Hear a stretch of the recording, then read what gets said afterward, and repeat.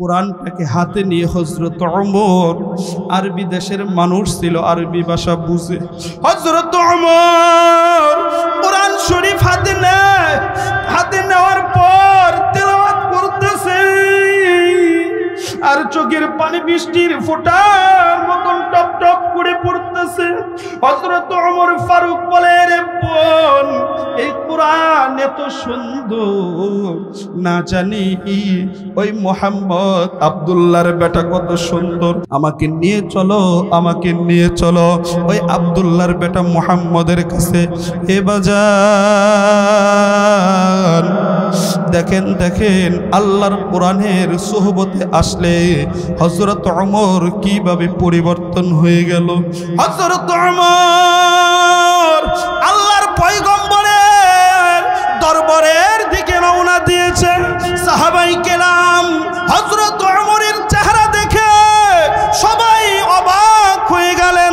লাফ দিয়ে দাঁড়িয়ে বলে, ও পয়গম্বর, খাত্তাবের বেটা ওমর মনে হয় আপনাকে আঘাত করার জন্য পাগল হয়ে গেছে। ও পয়গম্বর, আজকে না না না, অনেক কথা বলেছে আমাদের বিরুদ্ধে, আপনার বিরুদ্ধে অনেক কথা বলেছে। পয়গম্বর, আজকে সুযোগ এসেছে আমাদের হাতে, এসে পড়েছে ওমর, খাত্তাবের বেটা ওমর এসে পড়েছে। পয়গম্বর, আপনি অনুমতি দেন খাত্তাবের বেটা ওমরকে এইখানেই শেষ করে দেই। আল্লাহর পয়গম্বর ডাক দিয়া বলে, ইজলিস, বসে যাও। না না না, হযরত ওমরকে আসতে দাও, আসতে দাও। হযরত ওমর ফারুক আল্লাহর পয়গম্বরের পাশে গিয়ে হযরত ওমরের কাছে যত তরবারি ছিল আল্লাহর পয়গম্বরের কাছে গিয়ে বলতাছো, গো পয়গম্বর, আমি ওমরের যত তরবারি ছিল আপনার কাছে দিয়ে গেলাম। পয়গম্বর, আমি খাত্তাবের বেটা ওমর আপনার কাল্লা আনার জন্য, আপনার গর্দান নামিয়ে দেওয়ার জন্য ও নবীজি আবু জেহেলের কাছে ওয়াদাবদ্ধ হয়েছিলাম। ও পয়গম্বর, না না না, আমার বোনের কাছে গিয়ে এই কোরআন শরীফ দেখার পরে আমি পাগল হয়ে গেছি। আমার বোনকে ডাক দিয়ে বলেছি, এরে বোন, এই কোরআন শরীফ কার উপর কে দিয়েছে? আমার বোন বলেছে, এই কোরআন শরীফ আল্লাহ নাজিল করেছে, আমাদের নবীর উপর নাজিল করেছে। এই কোরআন শরীফ এত সুন্দর, না জানি মুহাম্মদ নবী কত সুন্দর। ওগো পয়গম্বর, আমার ভুল হয়েছে, আপনি আমাকে মাফ করে দেন, ক্ষমা করে দেন, আপনি আমাকে কালেমা পড়িয়ে মুসলমান বানিয়ে দেন। চিল্লা পড়েন সুবহানাল্লাহ।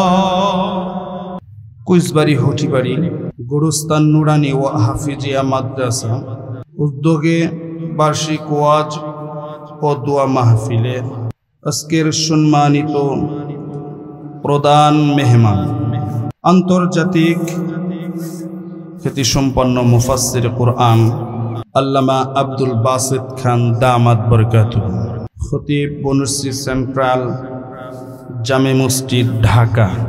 বিশেষ মেহমান আলহাজ হাফেজ মাওলানা রিজাউল করিম দামাত বরকাতুহুম, কেন্দ্রীয় সহ সাংগঠনিক সম্পাদক, বাংলাদেশ মুজাহিদ কমিটি। সভাপতি হিসাবে উপস্থিত থাকবেন বিশিষ্ট আলেমে দ্বীন হাফেজ হজরত মাওলানা মুফতি জুবাইর আহমদ হাফিজাহুল্লাহ, মুহতামিম কুইজবাড়ি হটিবাড়ি গোরস্তান নুরানিয়া ও হাফিজিয়া মাদ্রাসা। এই জালিসুর রহমান বেহেস্তের বাগানে যে আপনি এসেছেন, এর জন্য খুশি না বেজার? যদি খুশি হয়ে থাকে, আরেকবার আমার আল্লাহকে রাজি খুশি করার জন্য শুকরিয়া আদায় করি, আলহামদুলিল্লাহ। লক্ষ কোটি দরুদ সালাম আকাই নাম্বার তাজদারে মদিনা জনাবে আহমদ মুহাম্মদ মুস্তাফা সকলেই পড়ি সাল্লাল্লাহু আলাইহি ওয়াসাল্লাম। সম্মানিত হাজিরিন, মেরে মুহতারাম ভাই বুজুর্গ, আমি খুতবার ভিতরে একটি আয়াত তেলাওয়াত করেছি এবং একটি হাদিস তেলাওয়াত করেছি। আল্লাহ যদি তৌফিক দান করেন, অল্প সময়ে আয়াত এবং এই হাদিস থেকে কিছু কথা বলার চেষ্টা করব। আপনারা যদি দোয়া করেন বাজান, আপনারা দোয়া করবেন না আমার জন্য? আলহামদুলিল্লাহ, আলহামদুলিল্লাহ। আল্লাহ পাক রব্বুল আলামিন বাজান, যেহেতু আজকের মাহফিলটি একটি দ্বীনি প্রতিষ্ঠান, মাদ্রাসার জন্য মাহফিল, আমি মনে করি এই মাদ্রাসা সম্পর্কে এবং কোরআন সম্পর্কে কিছু কথা বলা প্রয়োজন, না কি বলেন?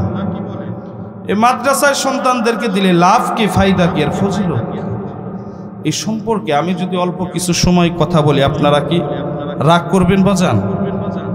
রাগ করবেন বাজান? আল্লাহ পাক রব্বুল আলামিন পবিত্র কালামুল্লাহর মধ্যে ইরশাদ করেন, ইন্না নাহনু নাযালনা যিকরা ওয়া ইন্না লাহু লাহাফিজুন। চিল্লায়ে পড়েন আল্লাহু আকবার। আল্লাহ পাক রব্বুল আলামিন বলেন, নিশ্চয় আমি এই কোরআন শরীফকে নাজিল করেছি, সৃষ্টি করেছি, এবং এই কোরআন শরীফকে আমি আল্লাহ হেফাজত করব। চিল্লায়ে পড়েন সুবহান। যেইখানে আল্লাহ বলেছেন আমি এই কোরআনকে সৃষ্টি করেছি, নাজিল করেছি, এবং এই কোরআনকে আমি আল্লাহ হেফাজত করব, তাহলে বাজান বুঝে থাকলে আপনারা উত্তর দিবেন, এই কোরআনের ব্যাপারে কেউ যদি চায় কোরআনকে আমি শেষ করে দেব, চূর্ণ বিচূর্ণ করে দেব, পারবে কি বাজান? স্বয়ং আল্লাহ কি বলেছে? তোমরা হাজার চেষ্টা করলেও পারবে না, কারণ আমি আল্লাহ আয়াতের মধ্যে বলে দিয়েছি, নিশ্চয় আমি কোরআনকে কি করেছি? সৃষ্টি করেছি, নাজিল করেছি, এবং এই কোরআনকে আমি আল্লাহ হেফাজত করব। আল্লাহ যদি হেফাজত করে, দুনিয়ার কোনো মানুষ কোনো ক্ষতি করতে পারবে এই কোরআন? এই কোরআন কেউ ক্ষতি করতে পারবে বাজান? বিভিন্ন অঞ্চলে, বিভিন্ন মার্কেটে, বিভিন্ন জায়গায় দেখা যায়, মার্কেটে, ঘরে এবং বাজারে আগুনে সব কিছুই পুড়ে ছাই হয়ে গিয়েছে, কিন্তু একটা জিনিস পুড়তে পারে নাই। সেই জিনিসটা বিভিন্ন পত্রিকা, নিউজে পাওয়া যায়, মিডিয়াতে পাওয়া যায়। আল্লাহর কোরআনকে এই আগুন কোনো ক্ষতি করতে পারে নাই। কথা বলেন ঠিক কিনা? কারণ আল্লাহ পাক রব্বুল আলামিন নিজেই বলেছে যে কোরআন আমি সৃষ্টি করেছি, এবং এই কোরআনকে কি করব? আমি আল্লাহ নিজেই হেফাজত করব। এই কোরআন দুনিয়ার কোনো মানুষের না, তো দুনিয়ার কোনো মানুষের আবিষ্কৃত জিনিস নেই যে আপনি চাইলে এই কোরআনকে চূর্ণ বিচূর্ণ করে দিতে পারবেন। এই কোরআন তো আমার মালিকের, আমার আল্লাহ। আমার আল্লাহ যাহা বলবে সেটাই হবে। আপনি বিশ্বাস করলেও ঠিক, বিশ্বাস না করলেও ঠিক। কথা বলেন ঠিক কিনা? সম্মানিত হাজিরিন, এই কোরআন যারা পড়বে, যাদের ভিতরে থাকবে, যাদের অন্তরের মধ্যে থাকবে, তাদেরকেও আমার আল্লাহ হেফাজত করবেন। চিল্লায়া পড়েন সুবহান। সম্মানিত হাজিরিন, তাহলে আপনারা বুঝে থাকলে উত্তর দিবেন, যেহেতু এই কোরআনকে আমার আল্লাহ নাজিল করেছেন, সৃষ্টি করেছেন, তাহলে এই কোরআনের দাম কম না বেশি? আমার কথা মনে হয় আব্বা জানেরা বুঝেন নাই। এই কোরআন আল্লাহ নাজিল করেছেন, আল্লাহ সৃষ্টি করেছেন, এই কোরআনের দাম কম না বেশি? অবশ্যই কোরআনের দাম অনেক বেশি। আর যারা এই কোরআনকে পড়বে, সম্মান করবে, এই কোরআনকে তেলাওয়াত করবে, এই কোরআনের সোহবতে থাকার কারণে আল্লাহ পাক রব্বুল আলামিন তাদেরকেও পবিত্র বানিয়ে দিবেন, তাদেরকেও আলোকিত করে দিবেন। চিল্লায়া পড়েন সুবহানাল্লাহ। দেখেন না বাজান, এই পৃথিবীর ভিতরে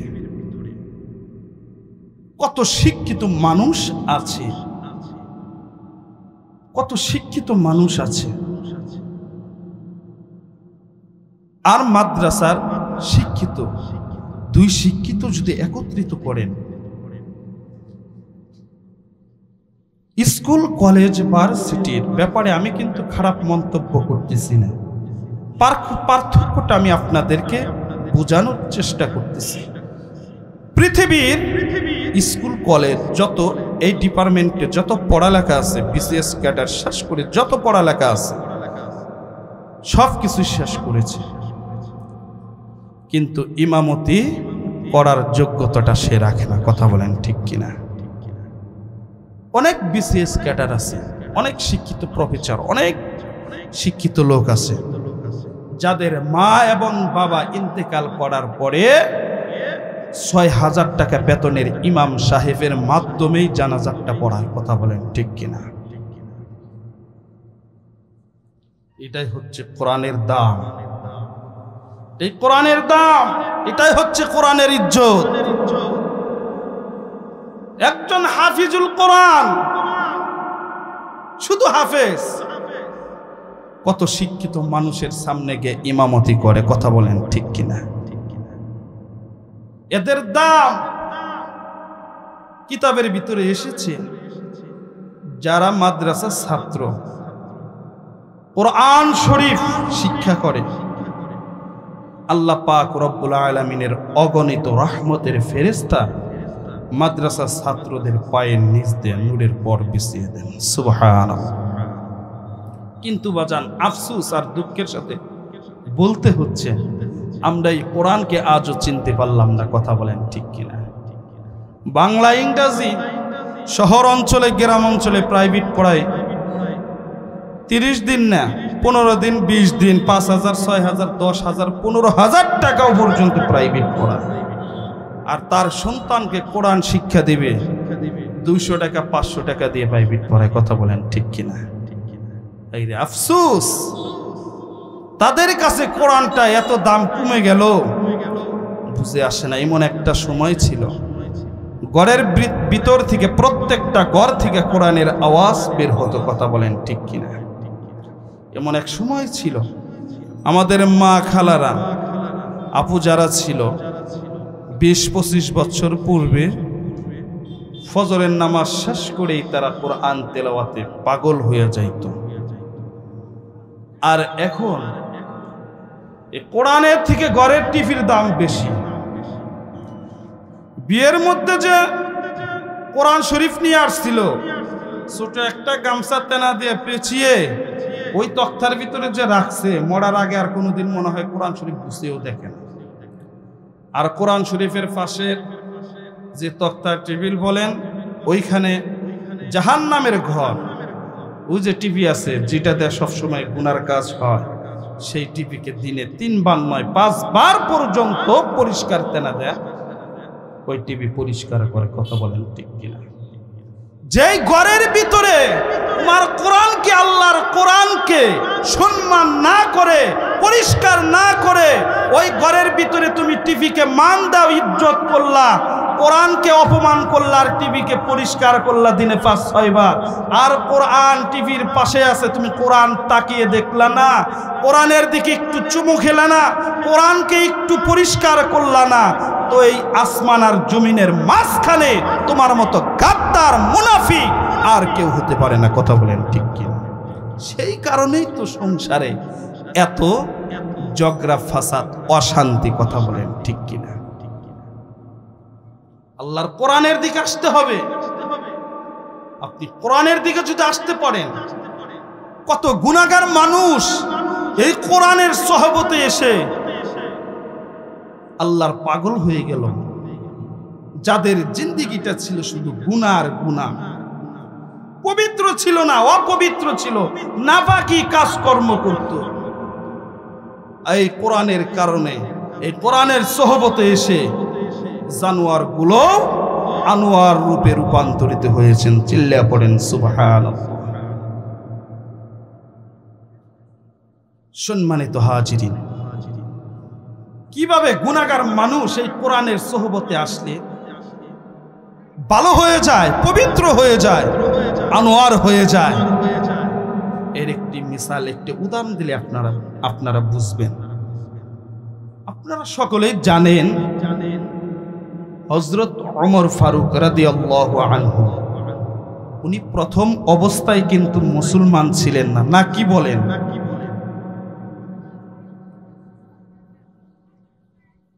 পয়গম্বর সাল্লাল্লাহু আলাইহি ওয়াসাল্লামের দাওয়াতটা যখন একেবারে ছড়িয়ে পড়ল, একেবারে ছড়িয়ে পড়ল, মানুষের মুখে মুখে, মানুষের জবানে জবানে আল্লাহর কালেমা, রাসূলের নাম, মালিকের নাম বের হচ্ছে, এই দিক দিয়ে শয়তান মরদুদ আবু জেহেলের মাথার ভিতরে বুদ্ধি দিয়ে দিল, যাহা কিছুই বুদ্ধি করো, এই বুদ্ধি কোনো লাভ হবে না, কোনো কিচ্ছু হবে না, মুহাম্মদকে শেষ করতে হবে, মুহাম্মদকে শেষ করতে হবে।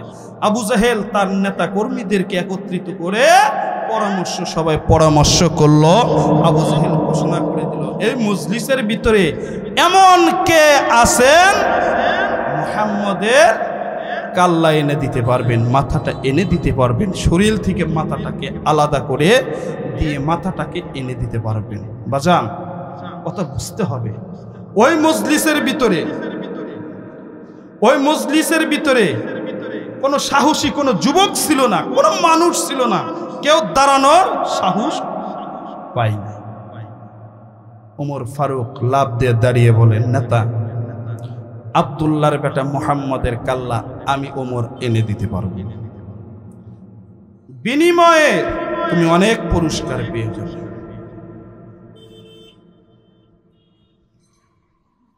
আবু জাহেলের এই কথা শোনার সঙ্গে সঙ্গে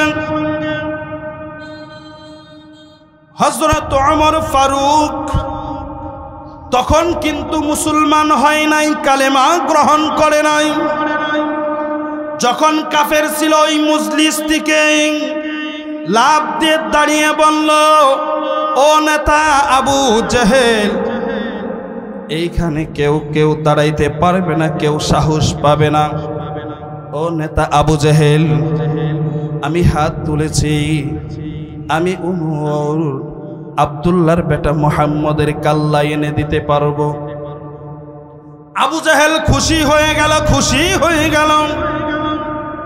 এবাজান একটা কথা মনে রাখতে হবে, আজকে যারা মেহমান হিসাবে এইখানে আসবেন, এইখানে বয়ান করবেন, কার কথায় আপনাকে আমাকে আল্লাহ হেদায়েত দিবেন, আপনার ভিতরে আমার ভিতরে হেদায়েতের নূর ঢুকিয়ে দিবেন, হেদায়েতের আলো ঢুকিয়ে দিবেন, এই খবর কিন্তু একমাত্র আল্লাহই দিতে পারবে। কথা বলেন ঠিক কিনা?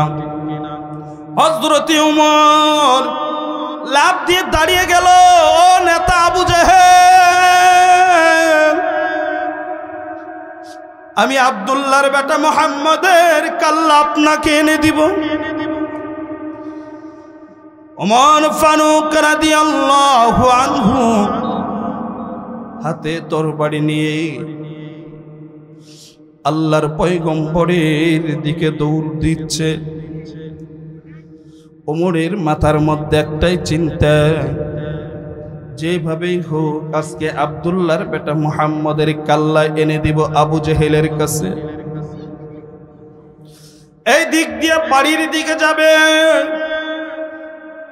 মাঝখানে একজন সাহাবীর সাথে সাক্ষাৎ হয়ে গেল। সাক্ষাৎ হওয়ার পর বলতাছে, ও ওমর ভাই, তুমি কোথায় যাচ্ছ? এ বাজান, মানুষ যখন রাগান্বিত থাকে তখন কিন্তু চেহারা দেখলে বোঝা যায়। কথা বলেন ঠিক কিনা? হযরত ওমর ডাক দিয়ে বলে, আমি আব্দুল্লাহর বেটা ওই মুহাম্মদ, যে নাকি নিজেকে আখিরি জামানার নবী দাবি করতেছে, তাকে নাকি আল্লাহ নবী হিসাবে দুনিয়ার মধ্যে সৃষ্টি করেছেন, দুনিয়ার মধ্যে পাঠিয়ে দিয়েছেন। ওই আব্দুল্লাহর বেটা মুহাম্মদের কাল্লা আনার জন্য, মাথা আনার জন্য আমি উমর আবু জেহেলের কাছে কথা দিয়েছি, মুহাম্মদের কাল্লা আনার জন্য যাচ্ছি।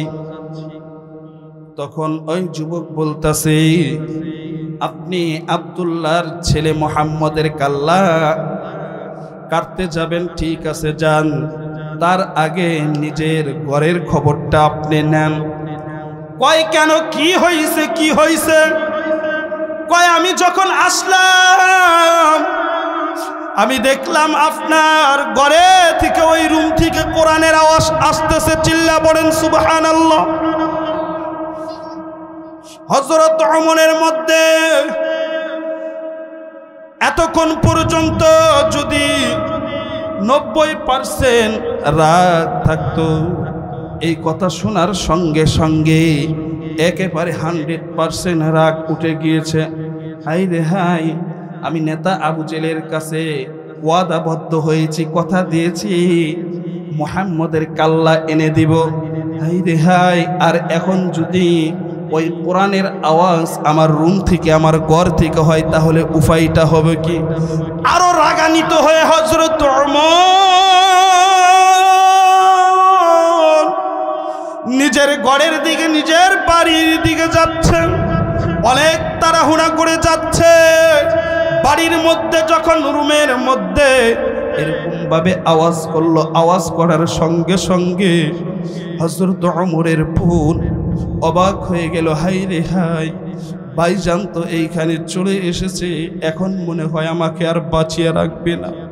রুমের ভিতরে গিয়ে বাজান সঙ্গে সঙ্গে বলতাছে, এরে বোন সত্য কথা বলবা, তুমি নাকি কোরআন তেলাওয়াত করতেছ, তুমি নাকি মুসলমান হয়েছ, তুমি নাকি আখিরের জামানার নবীকে নবী হিসাবে মেনে নিয়েছ।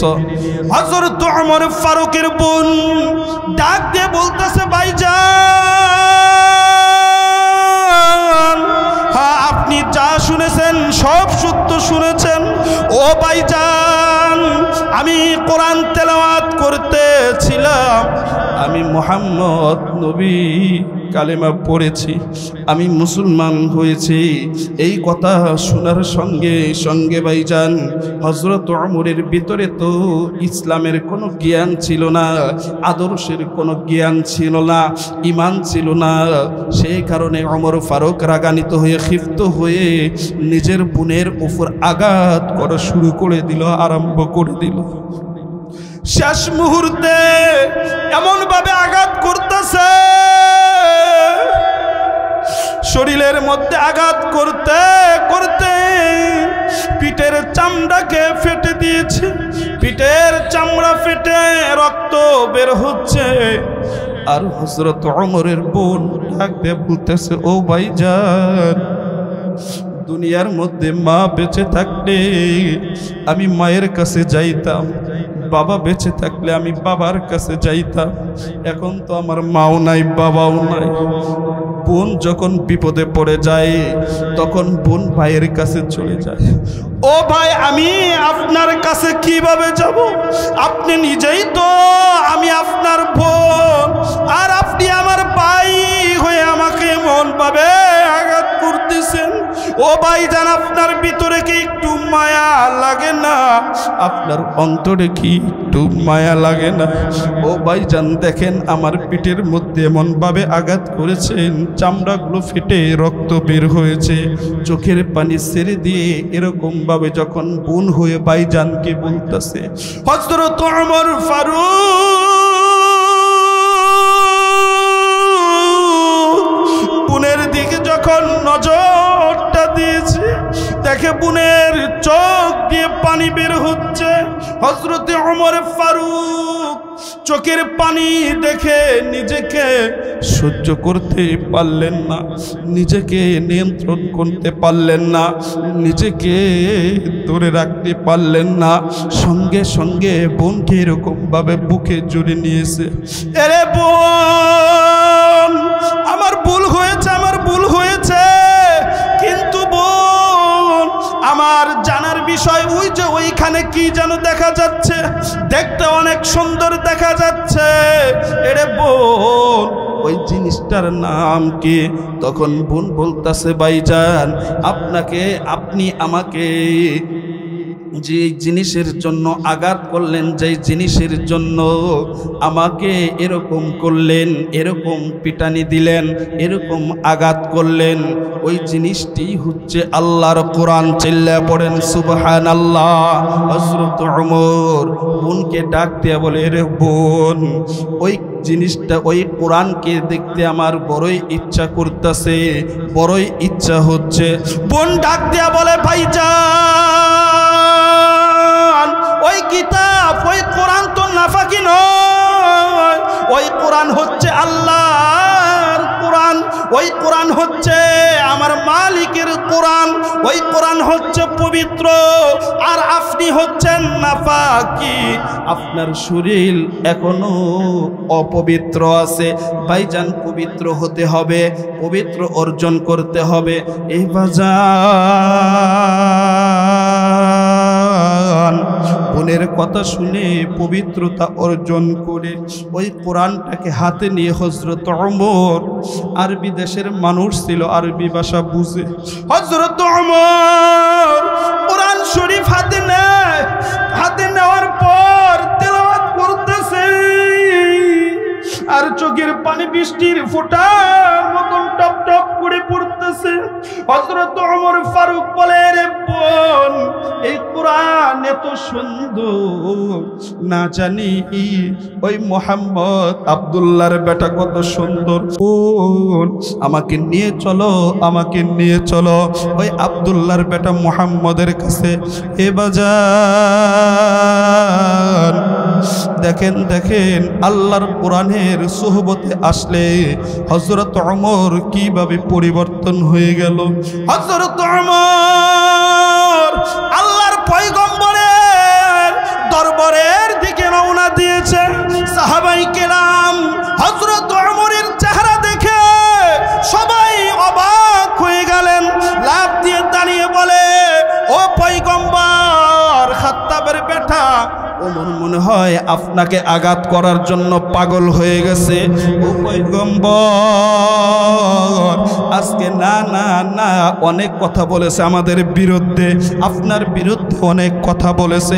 পয়গম্বর আজকে সুযোগ এসেছে আমাদের হাতে, এসে পড়েছে উমর, খাত্তাবের বেটা উমর এসে পড়েছে। পয়গম্বর আপনি অনুমতি দেন খাত্তাবের বেটা উমরকে এইখানেই শেষ করে দেই। আল্লাহর পয়গম্বর ডাক দিয়া বলে, ইজলিস বসে যাও। না না না হযরত উমরকে আসতে দাও, আসতে দাও।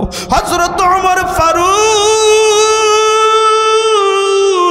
আল্লাহর পয়গম্বরের পাশে গিয়ে হযরত উমরের কাছে যত তরবারি ছিল আল্লাহর পয়গম্বরের কাছে গিয়ে বলতাছো, গো পয়গম্বর আমি উমরের যত তরবারি ছিল আপনার কাছে দিয়ে গেলাম।